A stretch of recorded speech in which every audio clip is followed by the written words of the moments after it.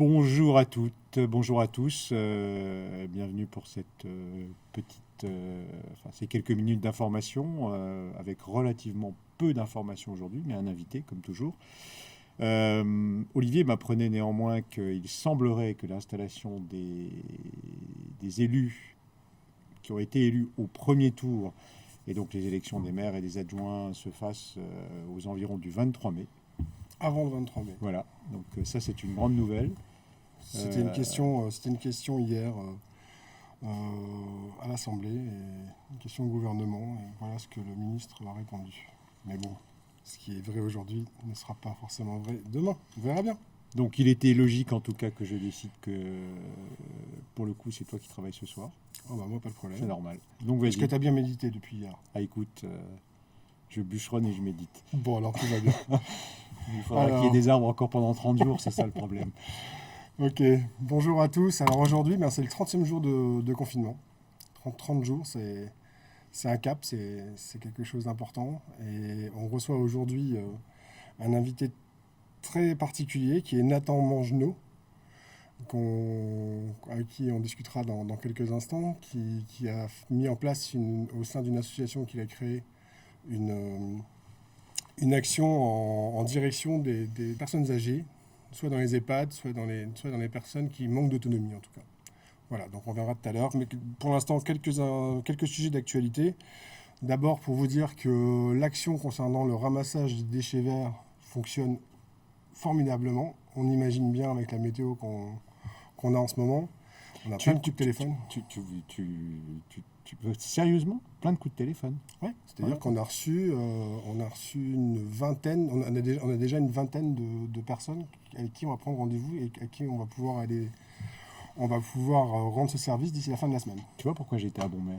Voilà. Il y a 15 jours déjà, je vous disais, on va forcément avoir la demande pour ce service. Ah bah tu vois, parce que grâce à toi, ça va être fait et ça va être fait dans de bonnes conditions. Et vraiment, c'était vraiment quelque chose qui était attendu, effectivement. D'autres petites informations, si vous voyez, donc encore une fois, par rapport au ramassage des déchets verts, n'hésitez pas à revenir sur la cellule de crise au 03 82 88 82 88 ou sur le site internet de la ville afin de pouvoir bénéficier de ce service. À partir de lundi prochain aussi, vous pourriez voir des agents municipaux qui vont reprendre le boulot parce que la ville demande de l'entretien.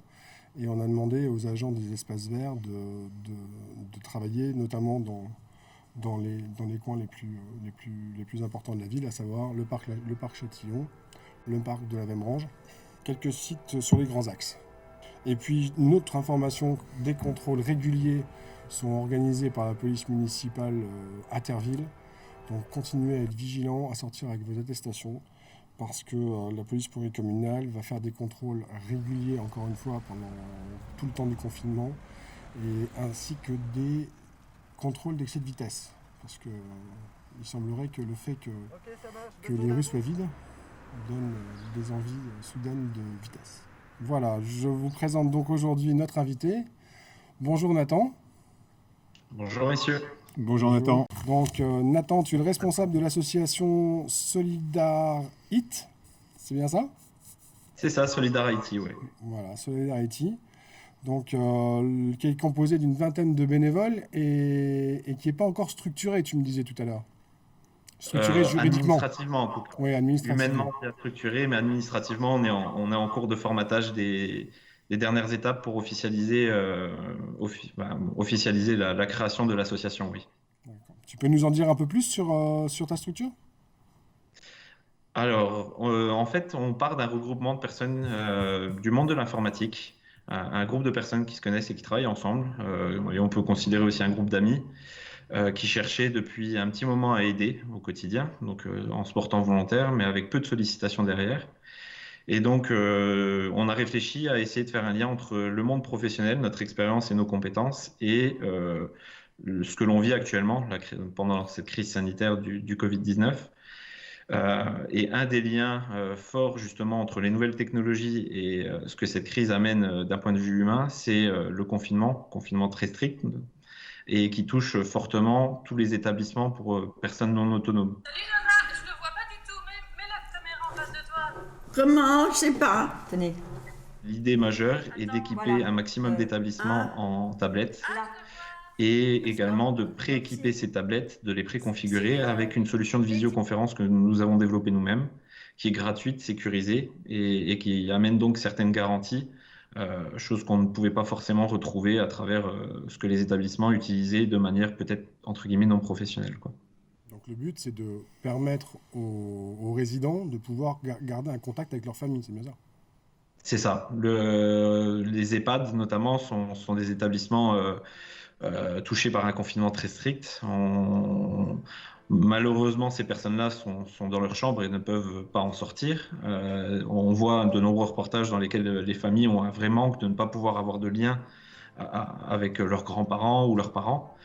Et donc l'idée, c'était pour nous de mettre pour une fois à contribution les nouvelles technologies avec ce lien humain qui, en temps normal, plutôt, c'est l'inverse en fait, hein. On remarque très souvent qu'on s'isole avec les téléphones, avec ces tablettes. Ben là, c'était de trouver une solution inverse, c'était de créer ce lien familial et de pouvoir permettre à ces résidents de pouvoir garder ce lien avec leur famille, si important. Et ça va durer, on le sait, dans de nombreuses semaines. Donc voilà, c'est de ça qu'est née l'idée en fait et la volonté.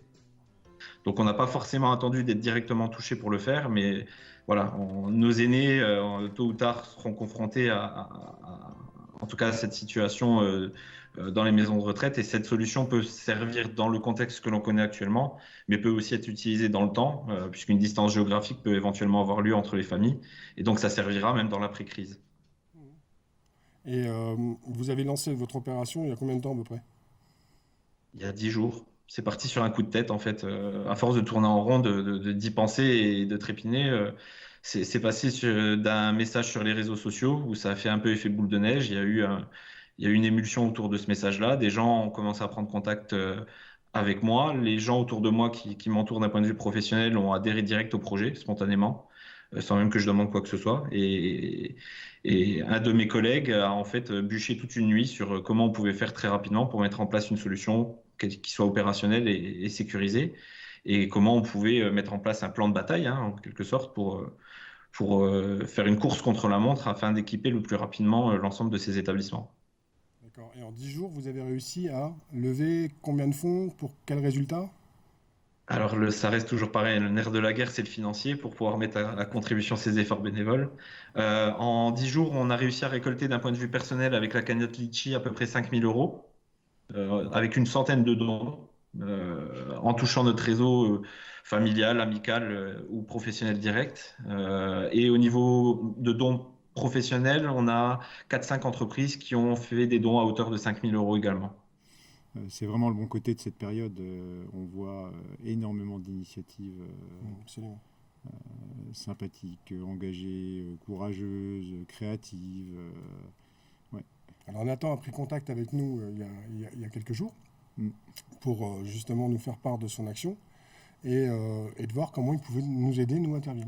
Donc il y a 2 tablettes qui ont été remises au foyer des personnes âgées de Terville et 5 tablettes à C'est ça. l'EHPAD et 5 tablettes également à la Alors, PEI. dans le détail exact du nombre de tablettes, bon, on est plus ou moins une dizaine de tablettes pour les 3 établissements.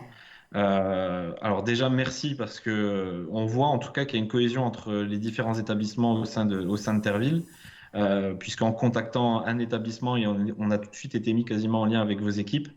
Et ça a tout de suite rebondi en fait avec les autres établissements. Donc il y a pas ce côté exclusion ou guerre de clochers même entre des établissements pour défendre leurs propres intérêts. Il y a vraiment une cohésion.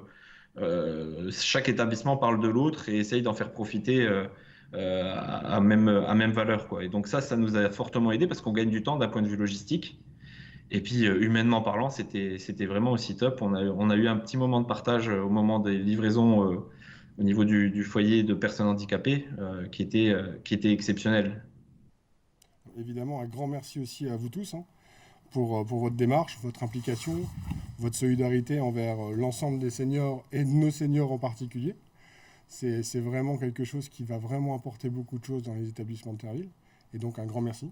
Bah, merci à vous en tout cas justement pour ce relais médiatique parce que c'est important à faire parler de nous, c'est ce qui nous permettra de récolter un maximum de dons. Et donc ce support, c'est une marche supplémentaire qu'on franchit pour demain faire monter cette cagnotte-là et équiper d'autres établissements des communes alentours. Donc un grand merci à vous en tout cas pour votre temps, pour l'accueil qu'on a eu au sein de la commune. Et puis n'hésitez pas surtout donc à faire des dons au niveau de la cagnotte Litchi qui est en ligne, à venir chercher les informations sur nos pages des réseaux sociaux. C'est important, faut partager, faut faire passer le message. C'est la reconnaissance après du travail des bénévoles qui sont derrière et ça nous fera grandement du bien pour pouvoir continuer un peu cette initiative vers d'autres communes. Bon, en tout cas, Nathan, à bientôt. Merci, évidemment. Je me joins à tous les remerciements d'Olivier. Et on va bien relayer le message. N'hésitez surtout pas à nous appeler au fur et à mesure du développement de vos projets, en fonction des besoins que vous pouvez avoir. On sera peut-être en mesure de vous soutenir à un moment ou à un autre. Donc, n'hésitez pas. Et merci beaucoup. Merci beaucoup, Nathan. Merci beaucoup, merci à vous, prenez soin de vous. Moi, je salue tous les Tervilloises, toutes les Tervilloises et tous les Tervillois qui nous regardent. Comme chaque jour, je vous adresse à tous, à toutes et à tous, mes pensées les plus affectueuses, notamment pour ceux d'entre vous, soit qui sont malades, soit qui sont dans l'angoisse de l'attente de nouvelles de leurs proches.